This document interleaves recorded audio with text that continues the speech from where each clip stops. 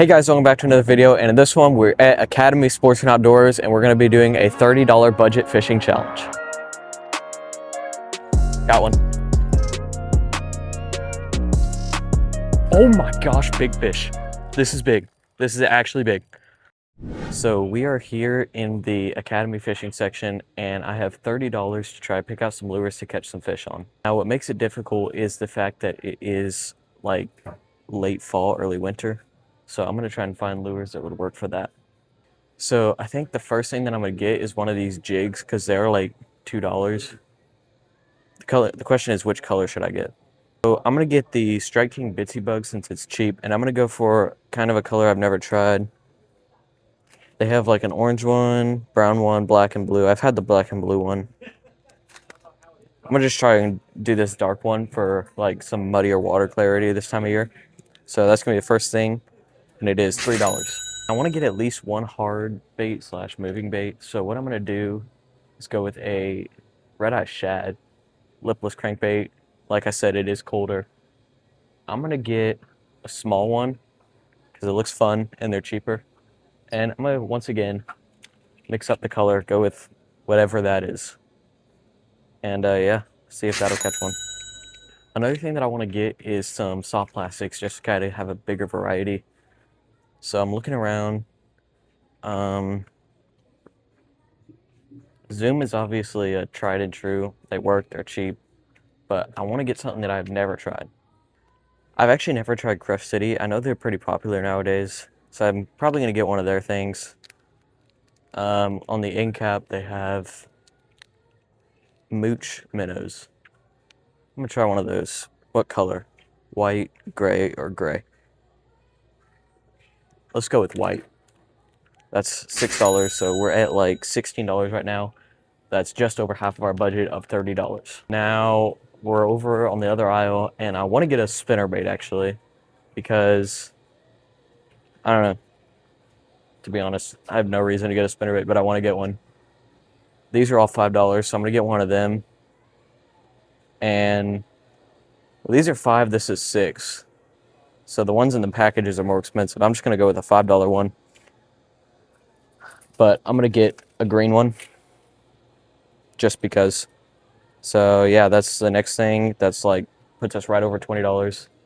And I'm gonna try and get something for ultralight. Actually, never mind. I'm gonna put that back. I'm gonna get a mini spinnerbait. Looks awesome. I'm gonna get yellow. Actually, no. Green and blue. One thing I want to get is ultralight lures, just in case none of this works, because you know how fishing and cold can be. So beetle spins are a classic, but they never really seem to work for me. Plus, I already got a spinnerbait. They have inline spinners. And then, what is this? They look like crawfish, but it's only $2, so we'll get that. Now, for the Crush City things and the crawfish thing, I need to get jig heads. And they are different sizes, so I have to get different weights. So for the Crush City ones, we'll get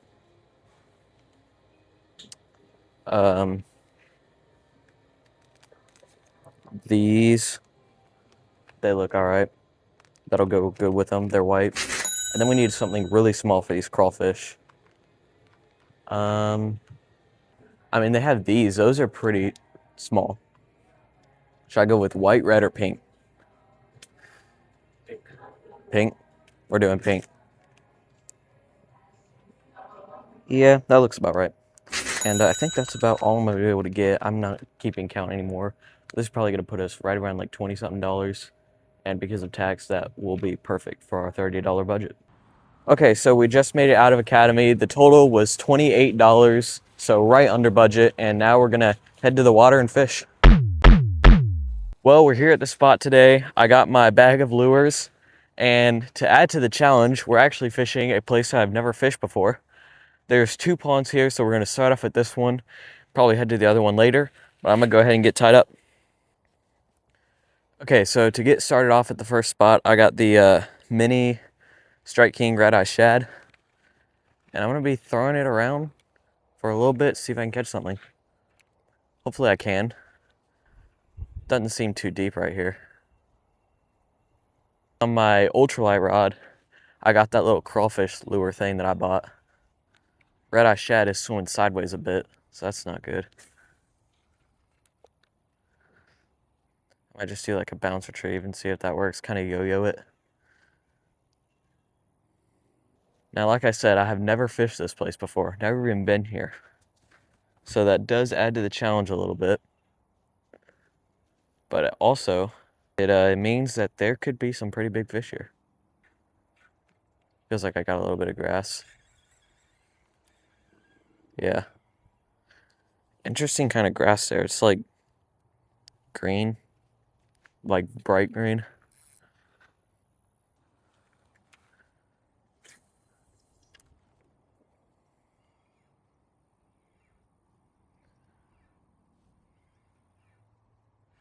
Got one.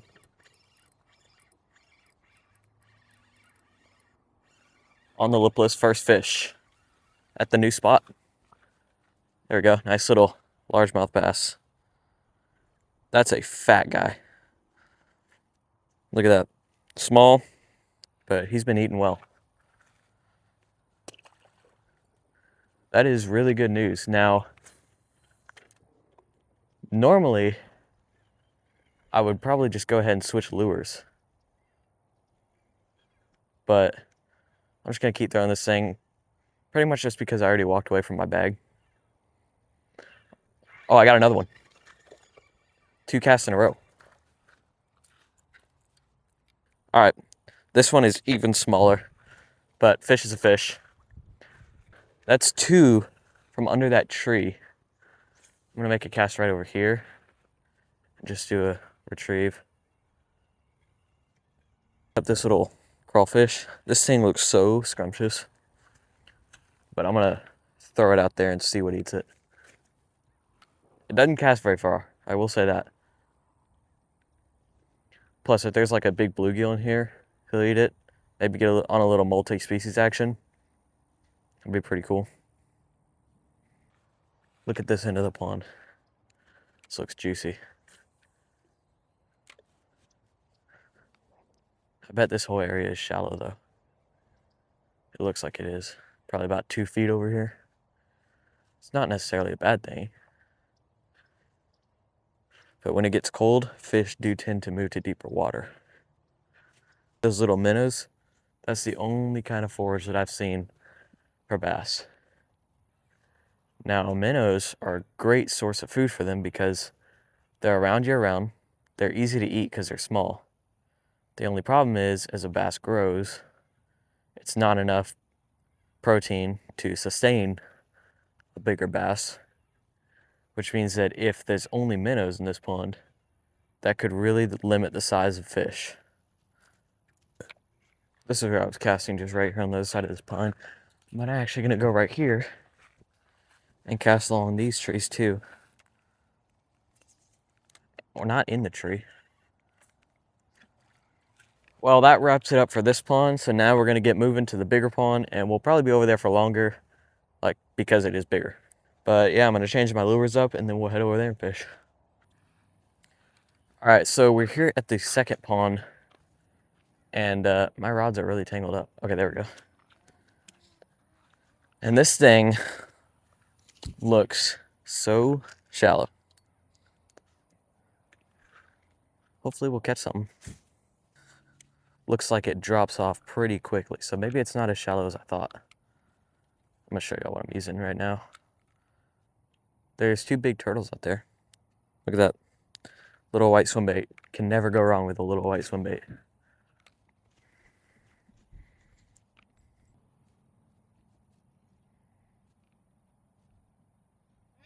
Oh, got one. There we go. All right, little bass. That's the smallest one so far. But yeah, that was the literal first cast with this Crush City swim bait.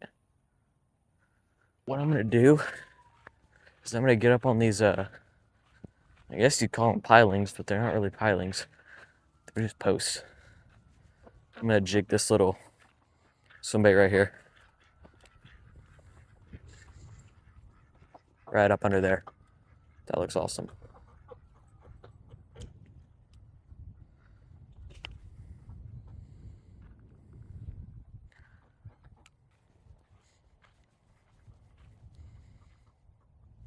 That's a very uneven bridge.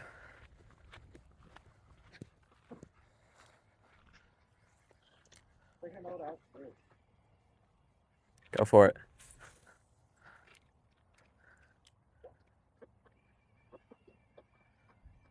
There's actually still a lot of this pond left.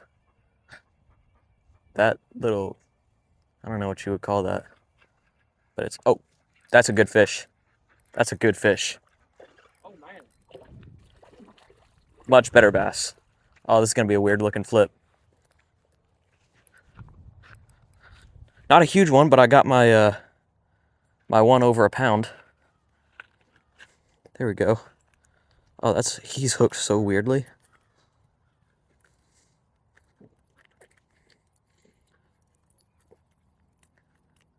There we go. All right, that one's probably like right at a pound. Biggest fish of the day. Not a giant by any means, but hey, like I said, new spot. Nice fish. Not bad so far. Yeah, I caught 2 over there, 1 on the swim bait and 1 just there on the spinner bait. So now I've gotten 4 fish and 3 different lures, which means technically all I have left, if I wanted to catch fish on every lure, is the crawfish and the jig. Now my goal, I didn't set the goal to catch fish on every lure, but I'm gonna try to actually. Please beware of snakes and alligators.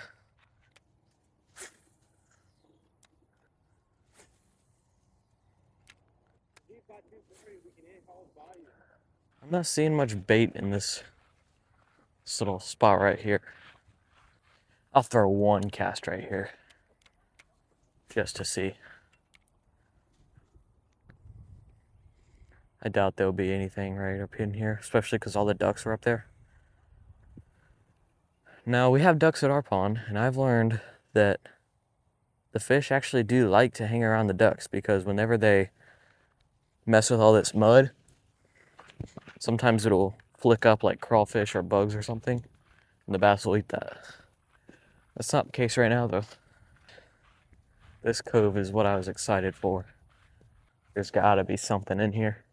I mean, the wind is coming southeast, so it's pushing all the fish to this side. I mean, not all the fish, but it pushes like all the bacterias and phytoplanktons and stuff to this side, which pushes all the minnows and bluegill if there are any, which then pushes the bass because they just follow the food.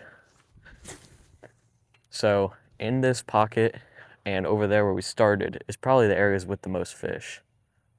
I'm gonna drop my my Crush City thing in these sticks. See some minnows, so that's good. Where there's bait, there's bass. Usually.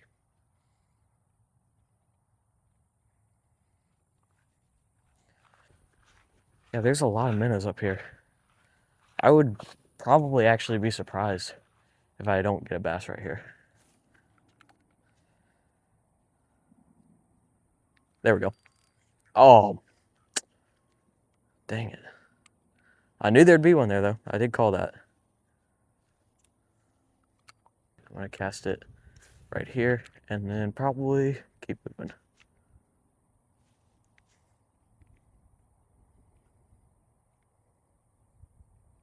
There we go.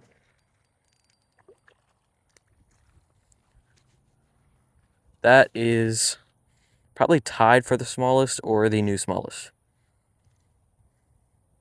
But 5th bass of the day.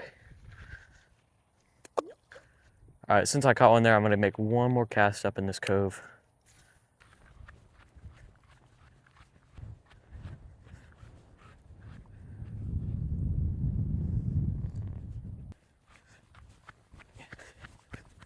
I bet if I went around this whole thing, throwing this guy, that little Crush City, I could probably catch 15 of those little bass. There's gotta be some bass in this corner with all these sticks. I would be shocked if there isn't.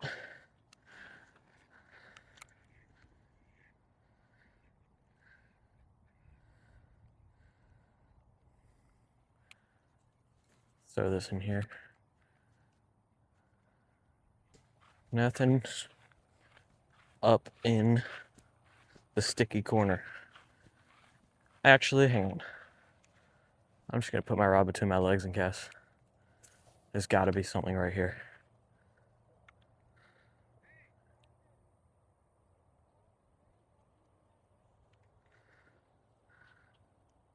Oh, good fish. Oh my gosh, big fish. This is big. This is actually big. It's gotta be a big bass. Holy crap. Oh my gosh, big bass. Let's go. Big bass. He's in the sticks. Oh my gosh. That's a 2.5, 3-pounder. That guy's good. My gosh. That's a easy 2.5, almost 3-pounder. I knew there was gonna be one in the sticky corner. I don't know why I'm calling it that, but I am. Dude, that might be my biggest bass of the year. I know it's December, but that's a 3-pounder. That's gotta be a 3-pounder. My scale is all the way at the truck. Should I release it or should I wait and get the weight? I might just release him and call him a 3. I'd rather get the official. He's probably like 2.8 to be exact. I'm just gonna let him go. I mean, it'd be another like 2 or 3 minutes. I'm not gonna wait that long. I'd rather just get him back. All right, let's get moving. We're actually about to leave this whole place and go to one more spot. It's a saltwater bayou. We're gonna try and get like some bass or some redfish or something. I know I said saltwater, but there are bass there. I'll see you guys over there. Okay, so we're at the next spot, which is this bayou, and this is brackish water. So there's like bass, redfish, trout, literally anything. And first thing I'm gonna use is the old crawfish from earlier. Now, I also have the jig tied on my other rod, so I'm gonna throw that as well. Well, unfortunately my phone is pretty much dead, but I did end up catching 2 fish. So I'll put them up on the screen right here for y'all to see. But yeah, that's about all I caught here on the crawfish lure. So that means the only lure that I did not catch fish on was the jig. But anyway, thank you guys so much for watching. I'll see you next time. Goodbye and happy fishing.